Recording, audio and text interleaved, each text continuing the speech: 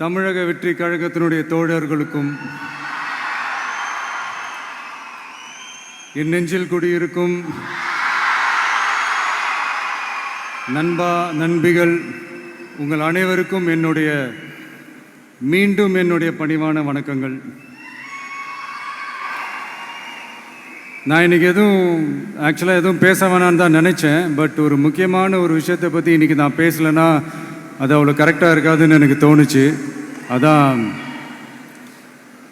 அது என்னவா இருக்குன்றது நீங்களே கெஸ் பண்ணியிருப்பீங்க. எஸ், நீட்டை பற்றி தான்.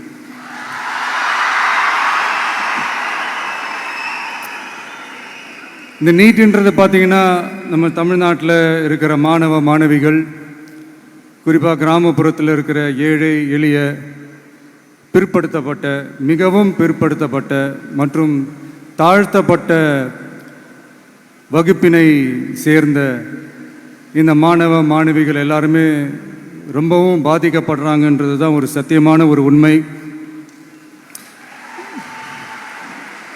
இந்த நீட்டை பற்றி ஒரு பிரச்சனையாக நான் பார்க்குறது என்னென்னா, ஒன்று இந்த நீட் இந்த மாநில உரிமைகளுக்கு எதிரானதாக இருக்குது. நீங்கள் 1975க்கு முன்னாலே பார்த்தீங்கன்னா இந்த கல்வி மாநில பட்டியலில் தான் இருந்துச்சு. உங்கள் எல்லாருக்குமே தெரிஞ்ச ஒரு விஷயந்தான். அதுக்கப்புறமா தான் அது ஒன்றிய அரசு வந்ததுக்கப்புறம் அது பொது பட்டியலில் அது சேர்த்தாங்க. எனக்கு தெரிஞ்சு அதுதான் ஒரு முதல் பிரச்சனையாக ஒன்று ஸ்டார்ட் ஆச்சு. ரெண்டாவது பார்த்தீங்கன்னா, ஒரே நாடு, ஒரே பாடத்திட்டங்கள், ஒரே தேர்வு. இது பேசிக்காகவே அந்த கல்வி கற்கும் அந்த நோக்கத்திற்கே ஒரு எதிரான ஒரு விஷயமாக நான் அதை பார்க்குறேன். ஒவ்வொரு மாநிலத்துக்கு ஏற்ற மாதிரி அந்த பாடத்திட்டங்கள் இருக்கணும்.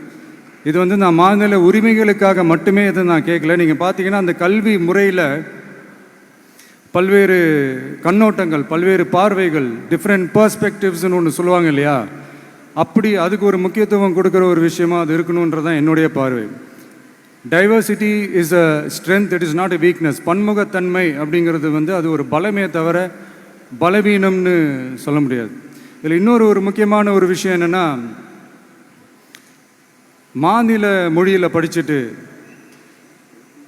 ஸ்டேட் சிலபஸில் படிச்சுட்டு, என்சிஇஆர்டி சிலபஸில் தேர்வு வச்சா அது எப்படிங்க? அதுவும் கிராமப்புறத்தில் இருக்கிற மாணவ மாணவிகள், அதுவும் அவங்களுடைய மருத்துவ படிப்புக்கு கொஞ்சம் யோசிச்சு பாருங்கள், இது எவ்வளோ ஒரு கடினமான ஒரு விஷயம்னு.